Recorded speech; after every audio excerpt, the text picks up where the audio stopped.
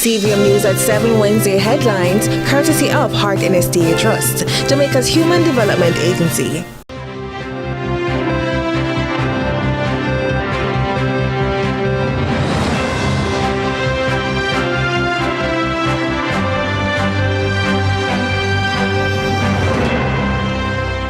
Tonight in CVM News at 7, Kevin Blake appointed new Commissioner of Police. Pundits laud fiscal prudence of new budget, and CARICOM to continue Haiti efforts despite Kenya's withdrawal. Also this evening, is mandatory voting a viable option for Jamaica? In the Business Report, an exclusive interview with Barita's new CEO. While in sports, beach soccer, Jamaica's appeal dismissed.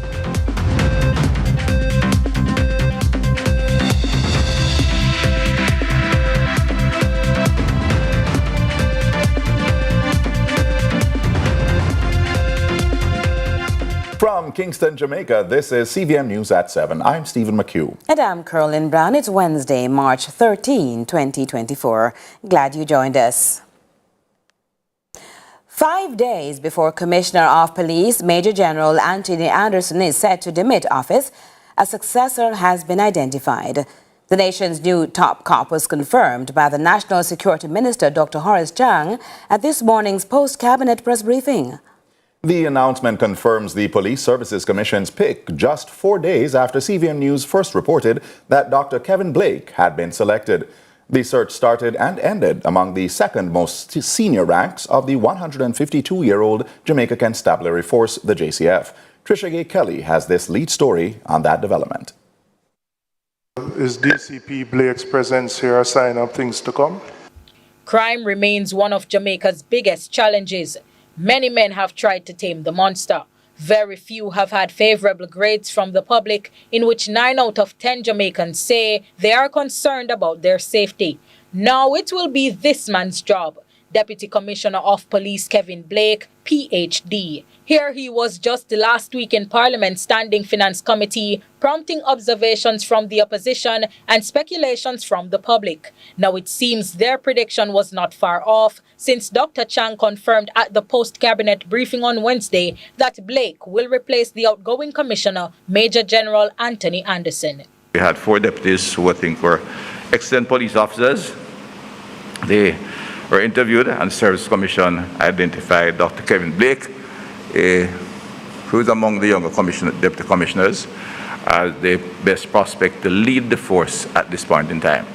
Anderson's contract will end on Monday, March 18, with the newly appointed commissioner taking office the following day. Dr. Blake has been in the force for 22 years, climbing the ranks from assistant superintendent in 2002 to deputy superintendent in 2009 to senior superintendent in 2011.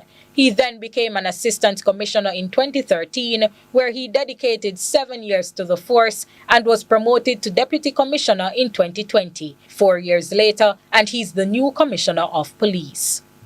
All 4 deputy commissioners were interviewed and looked at, because we think we have reached a level in the force where the promotional process is such that the individuals who rise to the top all have the capacity to go forward. And Dr. Blake holds a PhD in Sustainable Development, a Master of Science in Computer-Based Management Information System, and a bachelor's degree with honors in Computer Science and Mathematics. The People's National Party has congratulated Dr. Blake while reminding him of the importance of the JCF being seen as an impartial and professional force. President of the Private Sector of Jamaica, PSOJ Mitri Siaga, while thanking the current commissioner for his work over the years, says he's expecting great things from Blake. Under Anderson's leadership, major crimes have decreased, something Siaga is hopeful will continue despite the change. When it went down by 9% a couple of months ago, I spoke to it, and I'm now speaking to it again,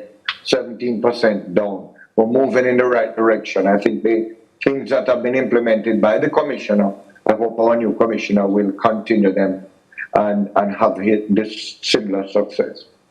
Dr. Blake bested a field of 3 other deputies, Fitz Bailey, Clifford Blake, and Richard Stewart. Trisha Gay Kelly, CVM News. To a story now from the region that continues to gain international coverage. The Kenyan-led security mission to Haiti has stalled, but Jamaica's Foreign Affairs Minister remains hopeful for a resolution. CVM News continues to dig for details, but for now, Kamina Johnson-Smith claims CARICOM is making strides. Ramon Gordon has the latest. Jamaica's Foreign Affairs Minister, Kamina Johnson-Smith, is holding out hope for resolution regarding a multinational task force that was scheduled for a security mission to gang-run Haiti. This comes after the Kenyan government instructed its troops to stand down following the resignation of Prime Minister Ariel Henry. On Monday, CARICOM heads and other diplomats convened in Jamaica's capital, emphasizing the urgent need for troops in Haiti, which is currently under criminal control. Kenya says it wants more details on the mission, particularly given the absence of a functioning government in the country. Sorry, the Security Council resolution still exists. That hasn't changed, but I think the Kenyan government is seeking to understand what the circumstances are and how they affect the recent reciprocal agreement that they signed with the Haitian government.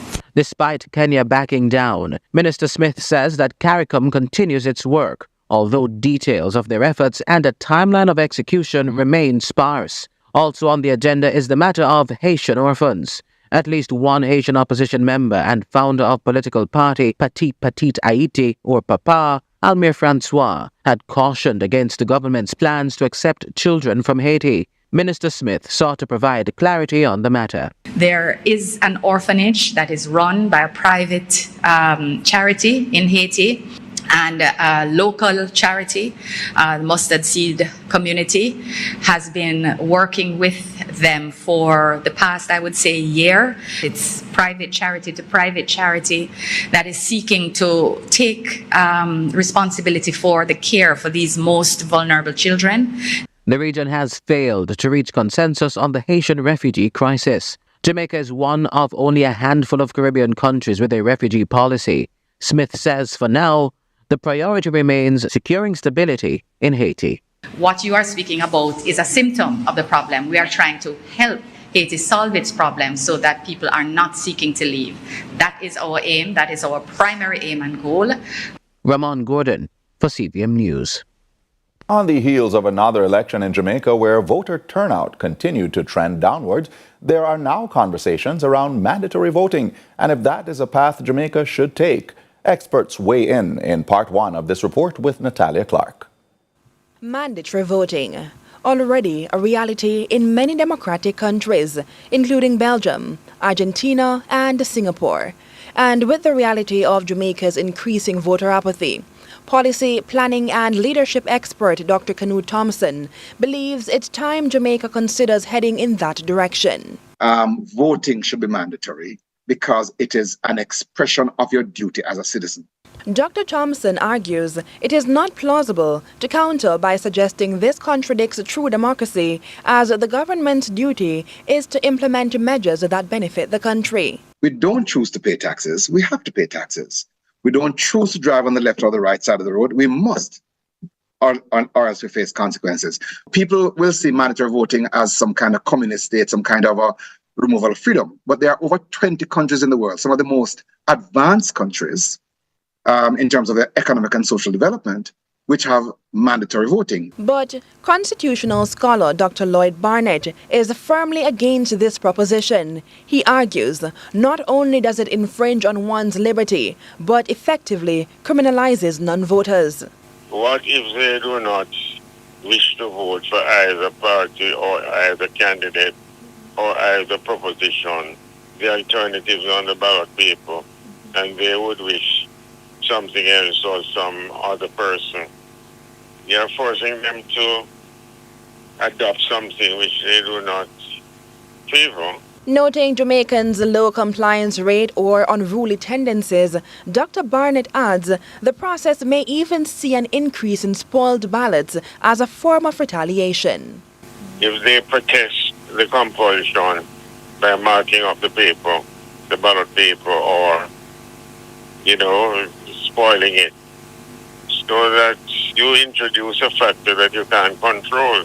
The constitutional expert argues a more reasonable solution is for politicians to adequately educate people about why voting is important and deliver their manifestos in a more timely manner. Dr. Thompson posits same. So the fault is not the voters' fault. The fault is the failure of Jamaica and Jamaican politicians and parties to convince people that it is worth voting for them. So 70% of the people being absent from the room, absent from the conversation, absent from the voting booth is an indication, in my view, that what is on offer is not attractive to them. The last 4 elections in Jamaica left pundits concerned about the future of Jamaica's democracy. February's local election saw a 29.6% turnout. The 2020 general saw a 37.85%, which is nearly 10% less than the 2016 general election. The 2016 local election garnered 30.6%. On Thursday, we dissect other suggestions from the experts on how voter apathy in Jamaica can be reversed. Natalia Clark, CVM News. CVM News at 7 continues in just a moment.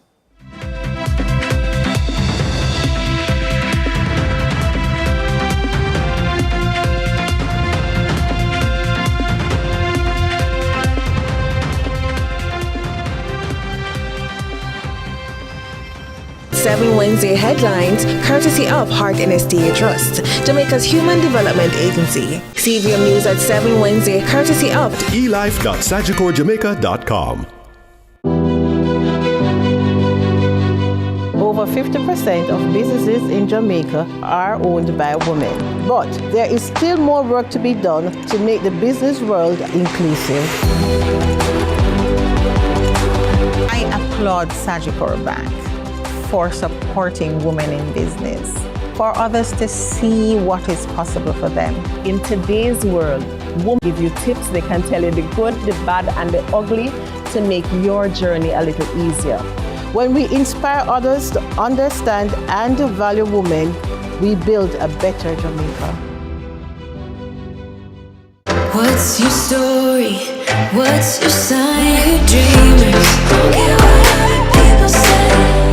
We're doing this in our own way. We come alive. We come alive. We come alive. We're doing this in our own way. We come alive.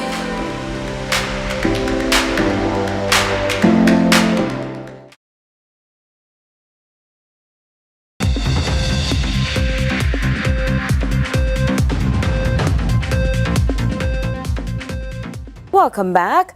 Finance Minister Dr. Nigel Clark announced new revenue measures on Tuesday, but some Jamaicans are still unclear about how the measures will benefit them in real terms. Here's more from our senior business reporter, Andrew Laidley.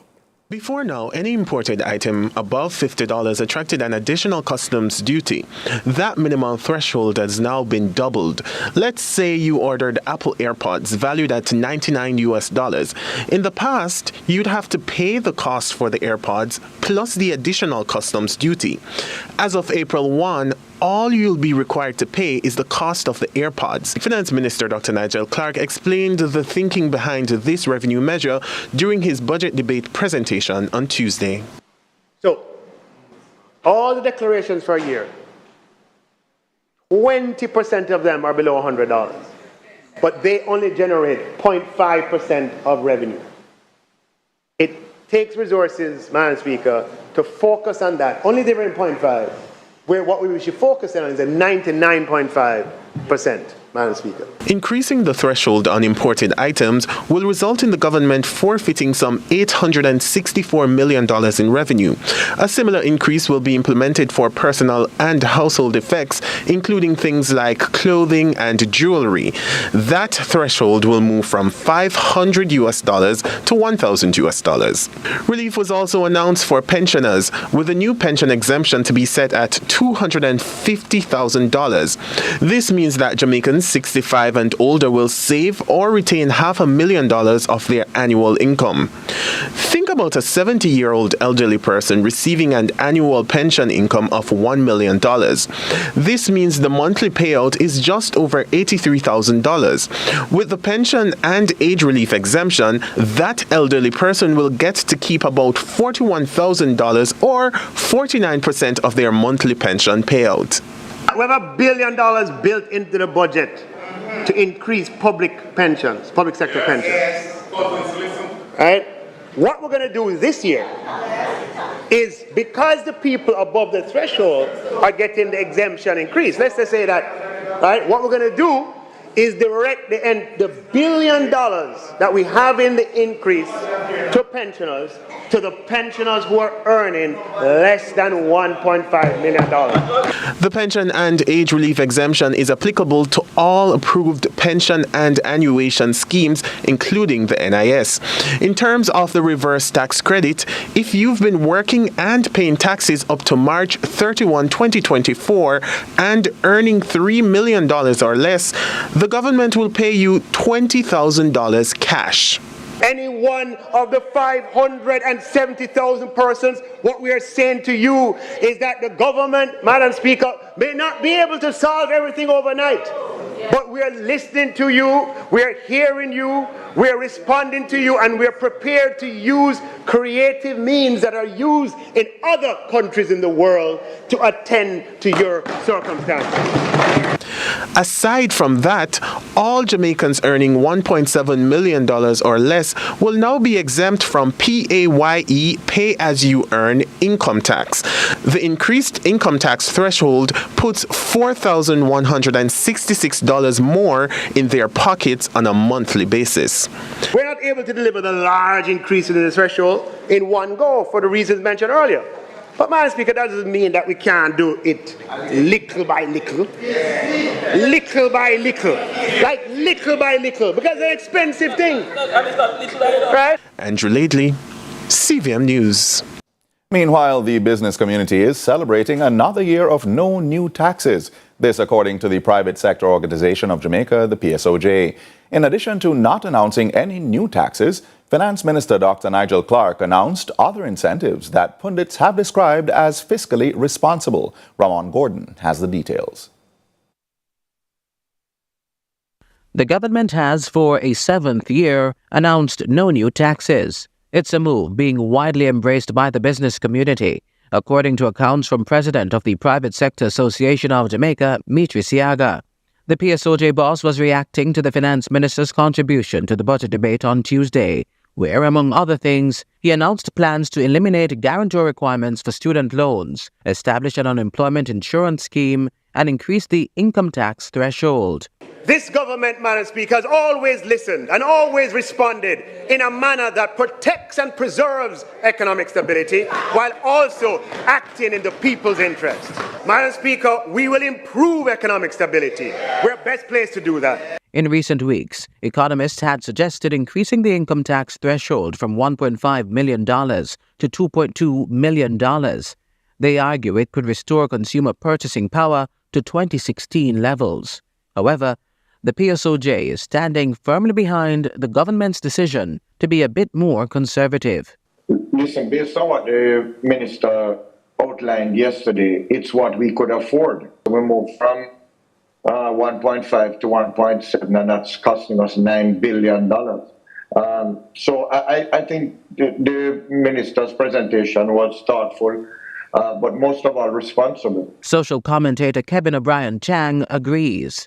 The JLP had its municipal majority reduced in the just concluded local government elections. Some had voiced concerns that this loss would have prompted unwise government spending to appease growing discontent among Jamaicans.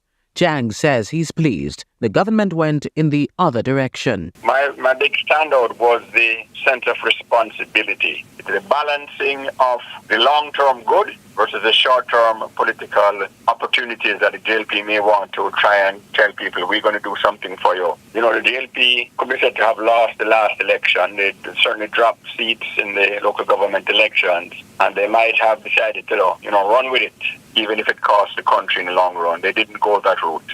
The budget debate resumes tomorrow, with contribution from opposition spokesman on finance, Julian Robinson. Ramon Gordon for CVM News.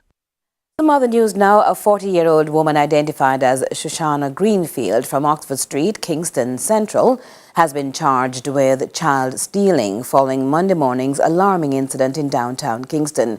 Greenfield allegedly approached a mother who was wheelchair-bound, offering to assist her with her 11-day-old baby. Now, Greenfield eventually absconded with the child. Now, the distraught mother made a report, and later at approximately 3:35 p.m., acting on crucial information, the police went to Northumberland Lane, Kingston 16, where both the baby girl and the woman were found. Greenfield was taken into custody and charged on Tuesday with child stealing. The authorities are finalizing a court date. Do stay with us for our business segment. That's coming up right after this.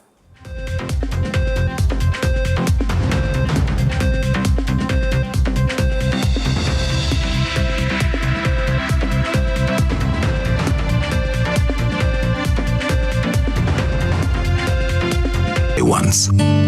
So be sure to fill it with quality of life. Get out there with your dog and add more life to life. Enjoy each minute, each second, each moment. That's quality of life. And when everything's said and done, you will be happy. You gave them dog chow throughout their life. With quality nutrition for a long and healthy life, you can enjoy to the fullest together. Purina Dog Chow. Together life is better. The best Burger King with the best tasting burger under the sun. You deserve the best. You are number one. Best. Flame grilling, juicy whopper, cause you deserve it. Yeah, next level, awesome. That's how we serve it. My menu done your way. The taste rules every day. Flame grilled goodness, you deserve it. Great taste, well done. More flavor, fresh Burger King, best tasting burger under the sun. None of us are the same people we were 20 years ago. Successful relationships takes work. None of us ever stop growing or evolving. RP, Hollywood has come a-calling. They want to make unfinished business into a movie. Say what now? Get your popcorn ready. I'm glad that no one was around chronicling my college exploits. Like when you were a stripper? That was a very small part of Mommy's undergraduate experience. Watch back-to-back episodes of The Best Man Final Chapters on Wednesdays and Thursdays at 8 p.m.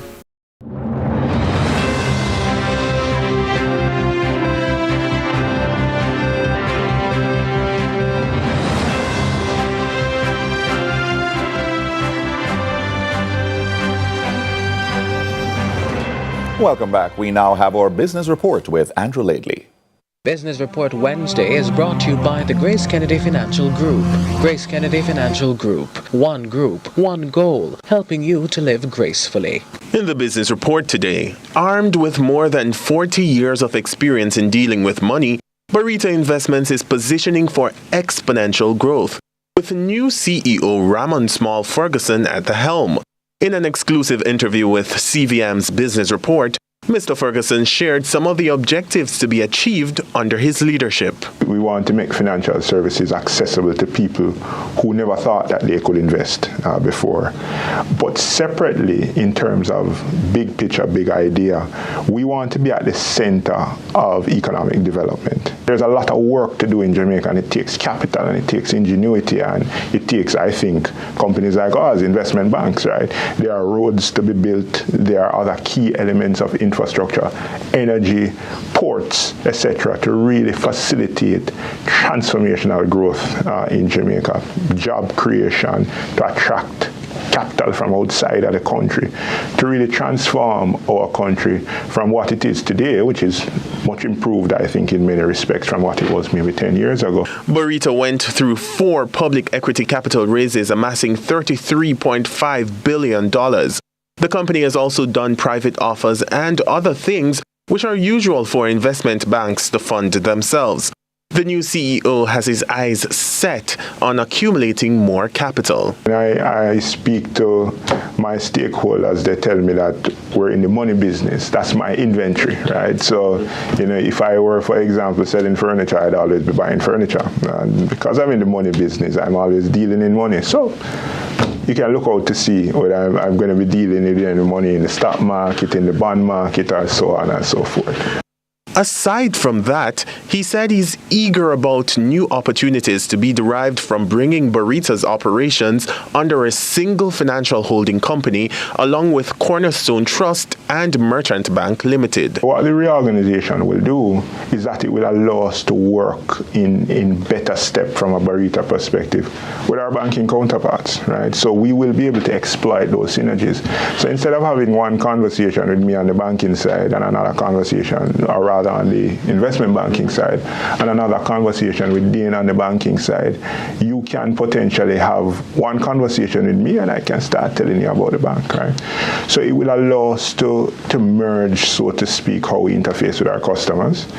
With respect to what's happening in the background, we will also be able to consolidate and gain efficiencies there and also learn from both sides of the group.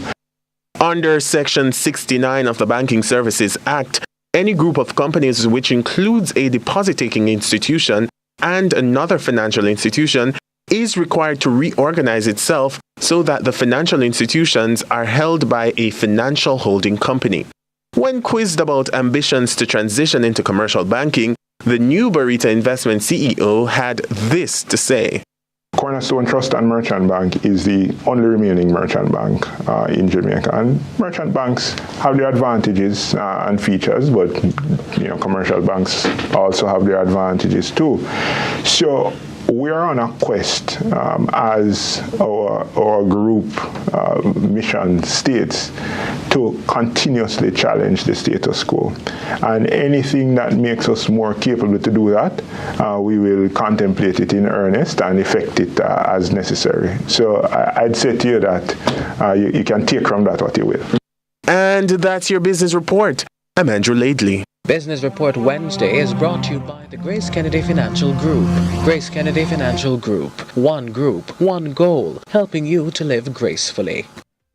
Lots more CVM news at 7 to come after the break. Stay tuned.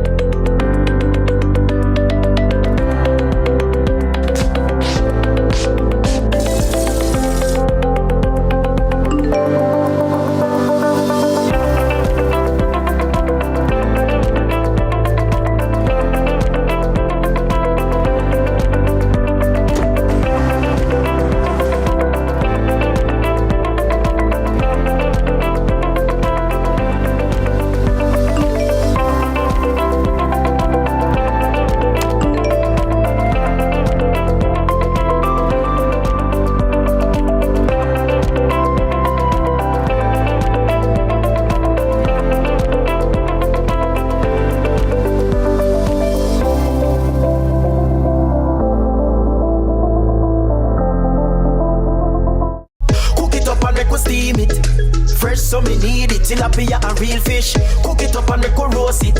Farm fresh so me need it. Tilapia a real fish. Grow smart at the best part. Food for thought so me have to eat smart. Easy catch, fully net. A tilapia so you don't know what's next. Cook it up and make a fry it. Fresh so me need it. Tilapia a real fish. Bring home the best in freshwater fish. High content of vitamin B3, protein and potassium. Tilapia, simple, healthy, delicious. Life only passes by once, so be sure to fill it with quality of life. Get out there with your dog and add more life to life. Enjoy each minute, each second, each moment. That's quality of life. And when everything's said and done, you will be happy. You gave them dog chow throughout their life. With quality nutrition for a long and healthy life, you can enjoy to the fullest together. Purina Dog Chow. Together life is